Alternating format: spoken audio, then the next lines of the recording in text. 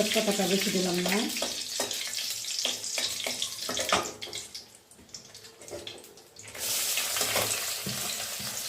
আমি সাধারণত পেঁয়াজ সম্বারের ডাল খাই না, কিন্তু আজকে কেন জানি ইচ্ছা করতেছিল যে পেঁয়াজ রসুন সম্বার দিয়ে ডাল রান্না করে দেখি কেমন লাগে।